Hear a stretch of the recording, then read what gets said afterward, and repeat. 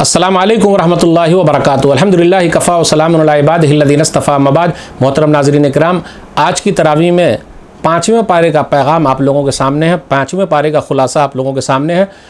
5ویں پارے کے اندر ٹوٹل 17 رکوع ہیں اور 5ویں پارے میں ٹوٹل 124 آیتیں ہیں، آیت نمبر 24 سے آیت نمبر 147 تک، سورہ نساء سورہ نمبر 4 کے اندر۔ ہم نے چوتھے پارے کے اخیر میں یہ پڑھا تھا، یہ سنا تھا کہ اللہ تعالیٰ نے ان عورتوں کا تذکرہ کیا جو عورتیں حرام کر دی گئی، ان سے نکاح نہیں ہو سکتا، جیسے مائیں ہیں، بیٹیاں ہیں، بہنیں ہیں، پھوپھیاں، خالائیں، بھائیوں کی بیٹی یعنی بھتیجیاں، بھانجیاں، پھر وہ مائیں جنہوں نے دودھ پلایا، دودھ شریک بہنیں ہیں، پھر اسی طرح بیویوں کی مائیں یعنی ساس ہیں، وہ سوتیلی بیٹیاں جو پرورش میں پلی اور بڑھی ہے۔ پھر اسی طرح یہ بیان کیا جا رہا ہے کہ بیٹوں کی بیویاں یعنی بہویں ہیں، پھر 2 بہنوں کو ایک ساتھ جمع کرنا ہے، تو یہ چوتھے پارے کے اخیر میں تھا۔ 5ویں پارے کے شروع میں کیا ہے؟ اعوذ باللہ من الشیطان الرجیم، بسم اللہ الرحمن الرحیم، والمحصنات من النساء الا ما ملکت ایمانکم۔ وہ عورتیں بھی حرام کر دی گئی ہے، ان سے شادی نہیں کر سکتے، اگر وہ شادی شدہ ہیں تو وہ بھی حرام ہے، مگر جن کے مالک ہو تمہارے دائیں ہاتھ۔ تو یہاں تذکرہ ہوا ان عورتوں کا جو عورتیں حرام کر دی گئی ہے، ان سے شادی نہیں کیا جا سکتا ہے۔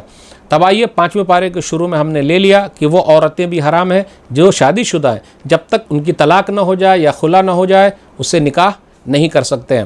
آگے ہے فَمَسْتَمْتَعْتُمْ بِهِ مِنْهُنَّ فَآتُوهُنَّ أُجُورَهُنَّ فَرِيضَةً، کہ بیان کیا جا رہا ہے کہ تم عورتوں سے اگر فائدہ اٹھاؤ تو فائدہ اٹھانے کا مطلب نکاح میں جب لاؤ تو انہیں مہر دے دیا کرو۔ کچھ لوگوں نے یہ کہا کہ یہاں متع کرنا جائز ہے، نعوذ باللہ، تو یہ متع جائز نہیں، یعنی چند دن کے لیے نکاح کرنا پھر اس کے بعد چھوڑ دینا۔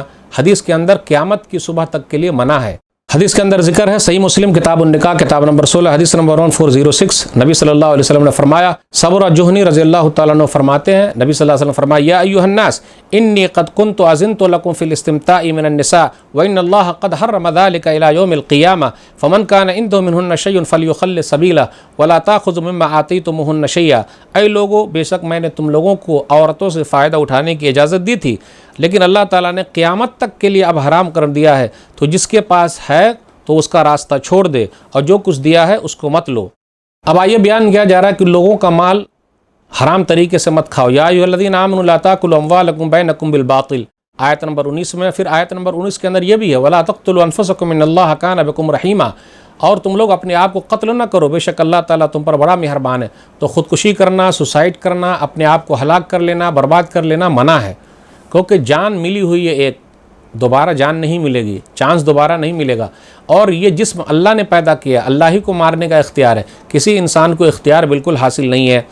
اب آگے بیان کیا جا رہا ہے کہ اللہ تعالیٰ ہی سے مانگنا چاہیے، اللہ تعالیٰ نے ہر ایک کو دے دیا ہے، مرد کو بھی حصہ دیا، عورت کو بھی دیا، اور کبھی کبھی اللہ تعالیٰ نے لوگوں کو زیادہ جو بھی دیا تو اللہ کی طرف سے ہے، تو حسد نہیں کرنے کا، جلن نہیں کرنے کا منع کیا جا رہا ہے، حسد اور جلن سے منع کیا جا رہا ہے۔ وَاسْأَلُوا اللَّهَ مِنْ فَضْلِهِ، کہ تم لوگ اللہ تعالیٰ ہی کا فضل مانگا کرو، تم لوگ اللہ تعالیٰ سے اس کا فضل و کرم مانگا کرو، اللہ ہی سے مانگو۔ تو اللہ نے اگر کسی کو مالدار بنایا ہے تو ہم اس سے حسد نہ کریں، جلن نہ کریں۔ اللہ تعالیٰ نے کسی کو کچھ دیا ہے تو ہم جلے نہیں، کیونکہ یہ اللہ کی طرف سے ہے۔ اگر ہم جلتے ہیں تو گویا کہ اللہ کے فیصلے پر ہم اعتراض کر رہے ہیں، نعوذ باللہ۔ تو اللہ تعالیٰ سے مانگیں، اللہ تعالیٰ ہر ایک کو دینے والے ہیں۔ آگے بیان کیا جا رہا ہے، الرجال قوامون علی النساء بما فضل اللہ بعضهم علی بعض وبما انفقوا من اموالهم، مرد جو ہے وہ عورتوں پر حاکم ہیں، کس وجہ سے؟ حاکم مطلب قوام، قوام مطلب انتظام کرنے والا، قوام سے مطلب سپیریئر نہیں، اچھا ہے یہ نہیں، بلکہ انتظام کرنے والا، دیکھ بھال کرنے والا۔ کس وجہ سے دیکھ بھال کرنے والا؟ کیونکہ وہ مال خرچ کرتے ہیں، مال خرچ کرتے ہیں، تو اس سے یہ پتہ چلا مرد کی ذمہ داری ہے کہ وہ کما کے لائے اور عورت کو دے، عورت کی ذمہ داری نہیں ہے کہ وہ گھر والوں کے لیے کمائے۔ اسلام کے اندر عورتوں کے لیے ہے ہی نہیں کہ وہ باہر جا کر کمائے، گھر کے اندر رہ کے وہ تجارت کر سکتی ہے، لیکن گھر والوں کا پیٹ پالنا یہ مردوں کی ذمہ داری ہے، عورتوں کی ذمہ داری نہیں ہے۔ بڑے افسوس کے ساتھ کہنا پڑتا ہے، کچھ لوگ اپنی بیٹیوں کی شادی اس لیے نہیں کر رہے ہیں کیونکہ بیٹیوں کا کھا رہے ہیں۔ کہیں کہیں ایسا بھی ہے کہ مرد گھر کے اندر ہے، بوا کھلا رہا ہے، بچے کھلا رہا ہے، اور وہ جو عورت ہے بیچاری جاتی ہے، کماتی ہے، باہر بھی کام کرتی ہے، گھر کے اندر بھی کام کرتی ہے، بیچاری نے ڈبل محنت لے رکھا ہے، بازار کو بھی اپنے سر پہ اٹھا لیا، گھر کو بھی اٹھا رکھا ہے، اور کما کے لا کے دیتی ہے، پھر بھی لوگ بات سناتے ہیں۔ اب آگے بیان کیا جا رہا ہے کہ اگر عورتوں کی نافرمانی کا تمہیں پتہ چلے تو کیسے نصیحت کرو؟ واللاتی تخافون نشوزہن فعظوہن وہجروہن فی المضاج وضربوہن فإن اطعنکم فلا تبغوا علیہن سبیلا، کہ پہلے نصیحت کرو اور اگر بات نہ مانے تو بستر الگ کر دو۔ پھر اسی طرح یہ بھی کہا جا رہا ہے ہلکی مار مارو۔ تو اب ہونا کیا چاہیے تھا کہ پہلے نصیحت کرو، سمجھاؤ، فلانے کی امی یا نام جو ہے وہ لیجئے، سمجھائیے یہ دن ہے یہ رات ہے، پھر اس کے بعد بستر الگ، ایک ہی گھر کے اندر بستر الگ، پھر اس کے بعد ہلکی مار۔ اب ایسی مار نہ ہو کہ ہاسپٹل جانا پڑے، اب ایسی مار نہ ہو ہاتھ پر توڑ کے بیٹھا دیا، جی نہیں۔ پھر نمبر 3، دونوں طرف سے بیٹھیں گے، پھر مسئلہ ہوگا، چاہے طلاق ہو جائے یا خلا ہو جائے یا پھر صلح صفائی ہو جائے، دونوں طرف سے لوگ بیٹھیں، اور اگر اصلاح کے لیے بیٹھیں گے تو فائدے کی چیز ہے، اللہ تعالیٰ کوئی نہ کوئی راستہ نکال دے گا۔ اب آگے حقوق العباد ہے، ایک آیت ہے آیت نمبر 36، اس کے اندر حقوق العباد، بندوں کے حقوق کا تذکرہ ہے، جیسے ماں باپ کے ساتھ احسان کرو، رشتہ داروں کے ساتھ، یتیموں کے ساتھ، مسکینوں کے ساتھ، پھر اسی طریقے سے رشتہ دار پڑوسی کے ساتھ، اجنبی پڑوسی کے ساتھ، پہلو کے ساتھ یعنی ہم نشین کے ساتھ، جیسے سفر کرتے ہیں ٹرین وغیرہ میں یا گاڑی وغیرہ میں تو بازو میں جو رہا تو ہر ایک کے ساتھ احسان کرنا ہے، مسافر کے ساتھ، پھر اسی طرح غلام اور لونڈی کے ساتھ نیک سلوک کرنا ہے۔ پھر آگے بیان کیا جا رہا ہے ان اللہ لا یحب من کان مختالا فخورا، اللہ تکبر کرنے والے اور فخر کرنے والے کو پسند نہیں کرتا ہے۔ جو لوگ بخیلی کرتے ہیں، بخیلی کا حکم دیتے ہیں، وہ لوگ برے لوگ ہیں۔ پھر آگے بیان کیا جا رہا ہے جو لوگ دکھانے کے لیے مال خرچ کرتے ہیں، بالکل نہیں، وہ اچھے لوگ نہیں ہیں۔ پھر اس کے بعد یہ بیان کیا جا رہا ہے ان اللہ لا یظلم مثقال ذرہ، آیت نمبر 40 میں اللہ ذرہ برابر کسی پر ظلم نہیں کرے گا۔ اب آگے نبی صلی اللہ علیہ وسلم کی ایک فضیلت بیان کی جا رہی ہے، فکیف اذا جئنا من کل امۃ بشہید وجئنا بک علی ہؤلاء شہیدا، پھر سوچئے ان کا کیا حال ہوگا جب ہم ہر امت سے ایک گواہ لائیں گے اور اے نبی صلی اللہ علیہ وسلم آپ کو ان لوگوں پر گواہ بنائیں گے۔ تو نبی صلی اللہ علیہ وسلم کا مقام و مرتبہ کافی اونچا ہے، نبی صلی اللہ علیہ وسلم پچھلی جتنی امتیں گزر چکے اس کے لیے گواہی دینے والے ہیں۔ اب آگے شراب کے بارے میں دوسرا حکم آ گیا، آیت نمبر 43 پر غور کر لیجئے، یا ایھا الذین آمنوا لا تقربوا الصلاۃ وانتم سکارى حتى تعلموا ما تقولون، اے ایمان والو نماز کے قریب مت جاؤ جبکہ تم نشے کی حالت میں ہو، یہاں تک کہ تم جو کہتے ہو وہ جان لو۔ تو یہ دوسرا حکم، اس سے پہلے والا حکم گزر چکا ہے دوسرے پارے کے اندر، سورہ بقرہ سورہ نمبر 2 آیت نمبر 219 میں، اب یہ دوسرا حکم ہے سورہ نساء سورہ نمبر 4 آیت نمبر 43 میں۔ اب آگے یہ بیان کیا جا رہا ہے تیمم کے بارے میں کہ اگر تم بیمار ہو یا سفر میں ہو یا پیشاب پخانہ سے آئے ہو یا بیوی سے ملے ہو، او لامستم النساء، اگر تم پانی نہیں پاتے ہو فتیمموا صعیدا طیبا، تو کیا کر لو؟ تیمم کر لو۔ تیمم کا طریقہ کیا ہے؟ اس طرح ہاتھ لیجئے، مٹی پر ماریے، اس کے بعد اس طرح کر لیجئے اور اس کے بعد منہ پر ایک مرتبہ پھیر لیجئے، ختم۔ یہ تیمم ہو گیا، پانی کے لیے کافی ہے۔ کون سے پانی کے لیے کافی ہے؟ اگر وضو کے لیے پانی نہیں ہے یا پھر ہم بیمار ہیں یا سفر میں ہیں اور پانی نہیں ہے، پھر اسی طرح پیشاب پخانے سے آپ پانی نہیں ملا یا عورت سے ملے بھی رات میں لیکن پانی نہیں ہے، تو بس یہی تیمم کافی ہے۔ لیکن جب پانی مل گیا تو ختم، تیمم برخاست۔ اب آگے یہودیوں کا تذکرہ ہو رہا ہے کہ جب ان کو کہا جاتا سنو تو وہ کہتے نہیں ہم سنیں گے نہیں، اور دین کے اندر لعن و طعن کرنے والے تھے۔ پھر اسی طرح آگے بیان کیا جا رہا ہے کس طریقے سے اللہ تعالیٰ نے ان سے کہا کہ بات مانو، لیکن وہ بات ماننے والے نہیں، سنیچر والوں کا تذکرہ ہوا۔ آگے کہا جا رہا ہے شرک کے بارے میں، آیت نمبر 48، ان اللہ لا یغفر ان یشرک بہ ویغفر ما دون ذلک لمن یشاء، کہ اللہ تعالیٰ شرک کے علاوہ دوسرے گناہوں کو معاف کر سکتا ہے لیکن شرک کو کبھی معاف نہیں کرے گا۔ کل قیامت کے دن اللہ تعالیٰ ذرہ برابر کسی پر ظلم نہیں کرے گا، ولا یظلمون فتیلا، کھجور کی گٹھلی کے چھلکے کے برابر بھی اللہ کسی پر ظلم نہیں کرنے والا ہے۔ پھر اسی طرح یہودیوں ہی کا تذکرہ ہو رہا ہے کہ جب ان سے کہا جاتا ہے کیا آپ نے نہیں دیکھا ان لوگوں کو جنہیں کتاب کا علم تھا، وہ لوگ بتوں پر اور طاغوت پر ایمان رکھتے ہیں، اور کافروں کو یہ کہتے ارے تم تو ایمان والوں سے زیادہ اچھے ہو، اللہ نے لعنت کی ہے ان لوگوں پر۔ پھر اسی طرح وہ لوگ حسد کرنے والے ہیں، یہودیوں کا تذکرہ، یحسدون الناس علی ما آتاہم اللہ من فضلہ، یہ لوگ حسد کرتے ہیں جو ہم نے مسلمانوں کو دے رکھا ہے اپنا فضل، جبکہ ہم نے تو ان لوگوں کو اور زیادہ اپنا فضل دے رکھا ہے، کتابیں ان میں تھی، نبی ان کے اندر آئے، پھر بھی یہ لوگ حسد کرتے ہیں اور جلتے ہیں۔ آیت نمبر 56 پر غور کیجئے، کافروں کے بارے میں کلما نضجت جلودہم بدلناہم جلودا غیرہا لیذوقوا العذاب، کہ جب چمڑا جل جائے گا تو ہم نیا چمڑا چڑھا دیں گے تاکہ عذاب ہو۔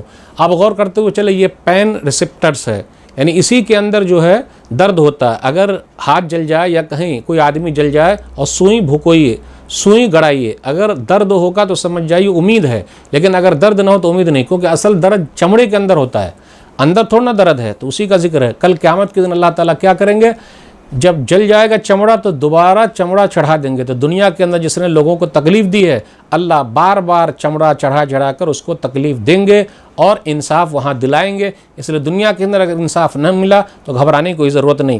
اب آگے اللہ نے کہا انصاف کے بارے میں کہا وَإِذَا حَكَمْتُم بَيْنَ النَّاسِ أَن تَحْكُمُوا بِالْعَدْلِ، جب تم لوگوں کے درمیان فیصلہ کرو تو انصاف کے ساتھ فیصلہ کرو۔ اب آگے بیان کیا جا رہا ہے آیت نمبر 59 پہ غور کیجیے، یا ایھا الذین آمنوا اطیعوا اللہ واطیعوا الرسول واولی الامر منکم فإن تنازعتم فی شیء فردوہ الی اللہ والرسول ان کنتم تؤمنون باللہ والیوم الآخر ذلک خیر واحسن تاویلا۔ ایمان والو، اللہ کی بات مانو، رسول کی بات مانو، اور تم لوگوں میں سے جو ذمہ دار لوگ ہیں ان کی بات مانو۔ لیکن آگے کہا جب آپس میں جھگڑا ہو جائے تو اللہ کی طرف پلٹو، یعنی قرآن کریم کی طرف، اور رسول اللہ صلی اللہ علیہ وسلم کی طرف پلٹو، یعنی حدیث کی طرف۔ تیسرا نمبر غائب ہے اپنے ذمہ داروں کی طرف۔ یہی طریقہ بہتر ہے اور انجام کے لحاظ سے بھی بہت اچھا ہے میرے بھائیوں۔ اس لیے لڑائی جھگڑا جب ہو جائے تو قرآن کی طرف رجوع کریں، نبی صلی اللہ علیہ وسلم کی بات کی طرف آئیں۔ ابھی پاؤ پارا ہوا، اب آگے ہم چلتے ہیں۔ منافقوں کے بارے میں ذکر ہو رہا ہے، جب کوئی فیصلہ ہوتا تو وہ لوگ دشمن کے پاس چلے جاتے، وہاں فیصلہ سننا چاہتے ہیں، دیکھنا چاہتے ہیں کہ ان کے پاس صحیح فیصلہ ہو رہا ہے۔ یریدون ان یتحاکموا الی الطاغوت، کہ یہ اپنے معاملات کا فیصلہ شیطانی چیلوں سے کراتے ہیں۔ منافقوں کا ہی تذکرہ ہو رہا ہے۔ پھر آگے بیان کیا جا رہا ہے کہ رسول اللہ صلی اللہ علیہ وسلم کی بات ماننی، وما ارسلنا من رسول الا لیطاع باذن اللہ، اس لیے کہ یہ اللہ تعالیٰ کا حکم ہے۔ آیت نمبر 65 میں اللہ تعالیٰ نے اپنی قسم کھا کے کہا فلا وربک لا یؤمنون حتی یحکموک فیما شجر بینہم ثم لا یجدوا فی انفسہم حرجا مما قضیت ویسلموا تسلیما۔ آپ کے رب کی قسم، وہ اس وقت تک مومن ہو ہی نہیں سکتے جب تک کہ اپنے تمام جھگڑے میں آپ کو فیصلہ کرنے والا نہ مان لے اور دل میں کسی طرح کی کوئی تنگی محسوس نہ کریں۔ آپ دیکھ لیجئے نبی صلی اللہ علیہ وسلم کی بات ماننا کتنا اہم ہے کہ اللہ نے اپنی قسم کھا کے کہا، جبکہ اللہ تعالیٰ ویسے ہی بول دیتے تو بات اہم ہے، قسم کھانے کی کیا ضرورت ہے۔ آگے بیان کیا جا رہا ہے کہ اگر لوگ واضح و نصیحت پر عمل کریں تو خود ان کے لیے بہتر ہے اور ثابت قدمی کے اعتبار سے بھی اچھا ہے، تو یہ انہی کے لیے بہتر ہے۔ لیکن لوگ واضح و نصیحت پر عمل نہیں کرتے تو خود لوگوں کا نقصان ہے۔ آگے بیان کیا جا رہا ہے کہ جو لوگ اللہ کی بات مانتے ہیں، رسول اللہ صلی اللہ علیہ وسلم کی بات مانتے ہیں، کن کے ساتھ ہوں گے؟ وَمَن يُطِعِ اللَّهَ وَالرَّسُولَ فَأُولَٰئِكَ مَعَ الَّذِينَ أَنْعَمَ اللَّهُ عَلَيْهِم مِّنَ النَّبِيِّينَ وَالصِّدِّيقِينَ وَالشُّهَدَاءِ وَالصَّالِحِينَ وَحَسُنَ أُولَٰئِكَ رَفِيقًا۔ جو اللہ کی بات مانتے ہیں، رسول اللہ صلی اللہ علیہ وسلم کی بات مانتے ہیں، وہ ایسے لوگوں کے ساتھ ہوں گے جن پر اللہ نے انعام کیا ہے، یعنی نبیوں کے ساتھ، صدیقین کے ساتھ، شہداء کے ساتھ، نیک لوگوں کے ساتھ۔ اور ان لوگوں کی دوستی کتنی بہترین ہے، ان لوگوں کا یارانہ کتنا خوب ہے۔ اب آگے یہ بیان کیا جا رہا ہے وَمَا لَكُمْ لَا تُقَاتِلُونَ فِي سَبِيلِ اللَّهِ وَالْمُسْتَضْعَفِينَ مِنَ الرِّجَالِ وَالنِّسَاءِ وَالْوِلْدَانِ الَّذِينَ يَقُولُونَ رَبَّنَا أَخْرِجْنَا مِنْ هَٰذِهِ الْقَرْيَةِ الظَّالِمِ أَهْلُهَا وَاجْعَل لَّنَا مِن لَّدُنكَ وَلِيًّا وَاجْعَل لَّنَا مِن لَّدُنكَ نَصِيرًا۔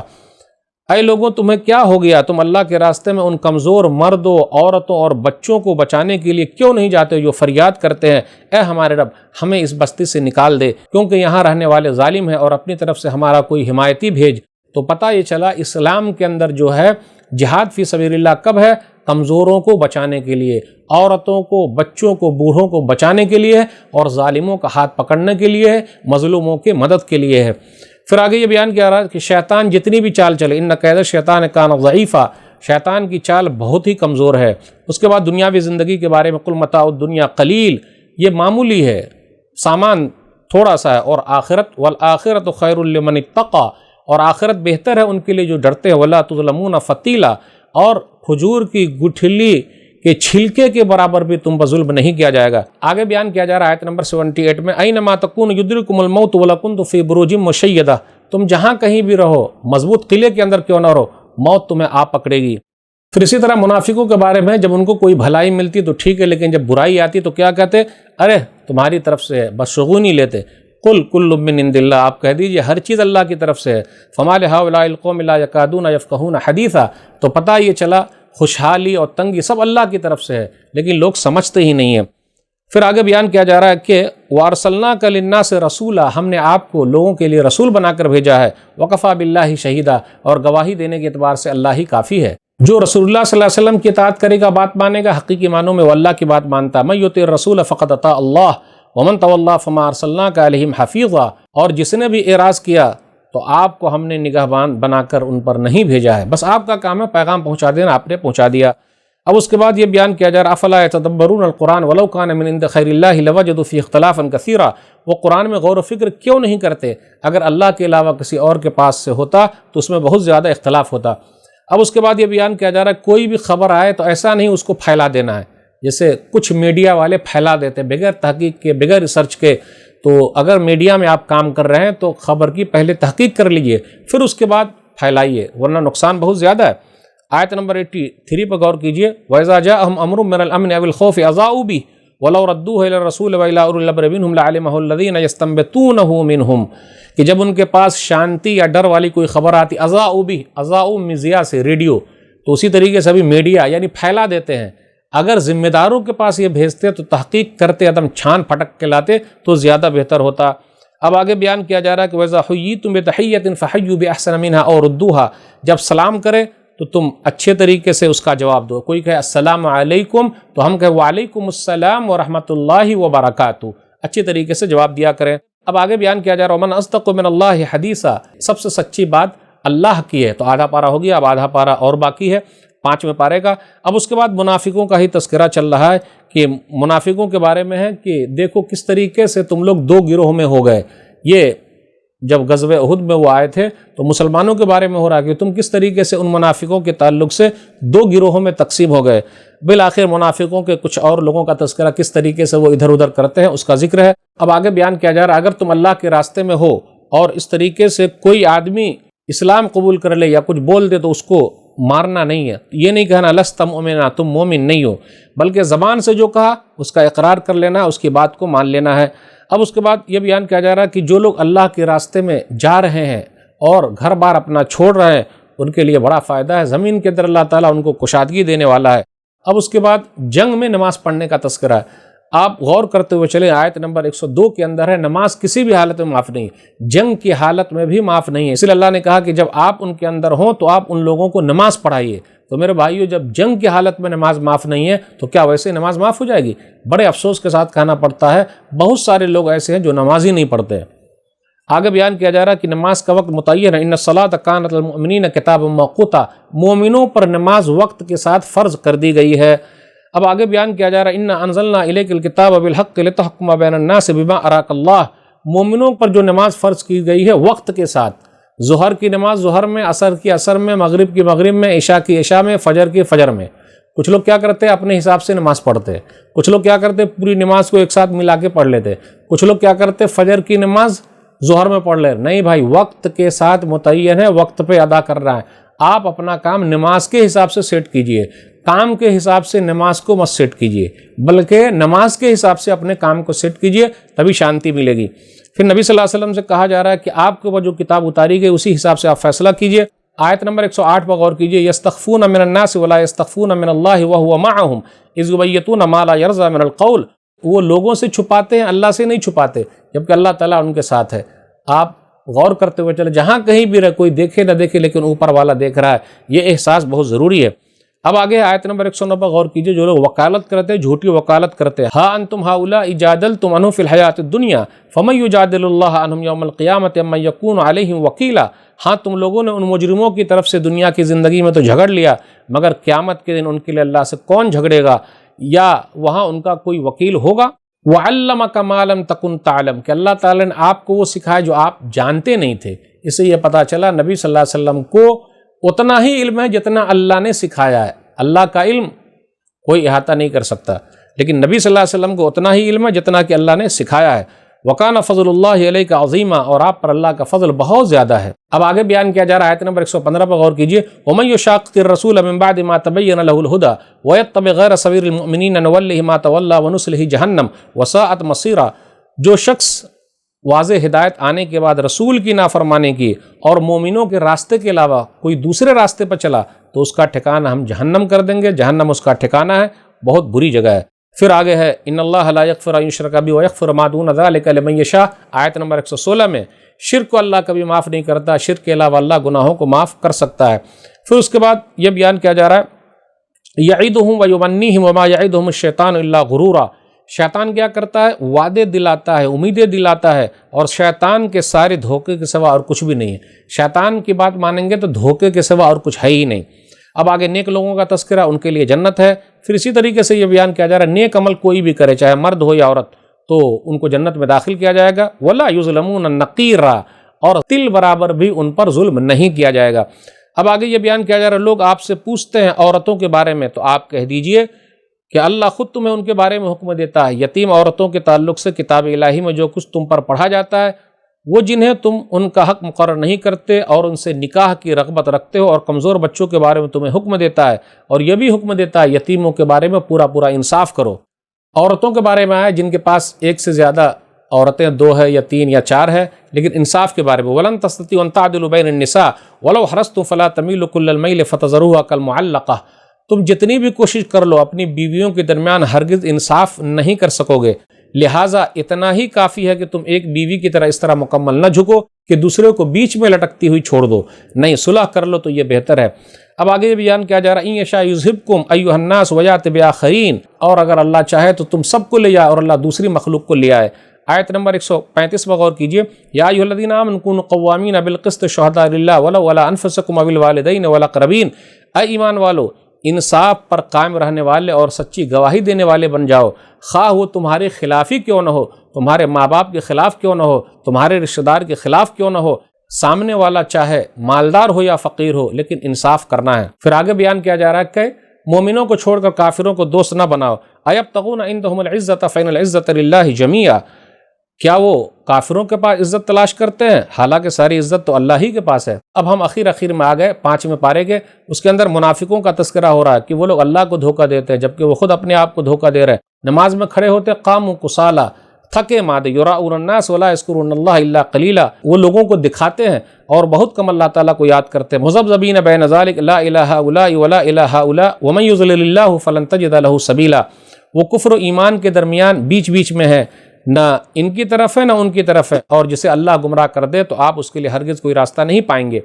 پھر اس کے بعد اخیر میں کہا جا رہا ہے ان المنافقین فی الدرک الاسفل من النار ولن تجد لهم نصیرا، منافقین جہنم کے سب سے نچلے درجے میں ہیں اور آپ ان کے لیے کوئی مددگار نہیں پائیں گے۔ اور آخری آیت ہے آیت نمبر 147، ما یفعل اللہ بعذابکم ان شکرتم وآمنتم وکان اللہ شاکرا علیما، اگر تم اللہ کا شکر ادا کرو اور ایمان والے بن کے رہو تو اللہ تم کو کاہے کو عذاب دے گا، اللہ بڑا قدردان خوب جاننے والا۔ تو ناظرین کرام، یہ 5ویں پارے کا خلاصہ تھا، کچھ باتیں تھیں۔ اللہ سے دعا ہے کہ اللہ تعالی ہم لوگوں کو قرآن کریم کو پڑھنے، سمجھنے، عمل کرنے اور لوگوں تک پہنچانے کی توفیق دے، آمین۔ والسلام علیکم ورحمۃ اللہ وبرکاتہ۔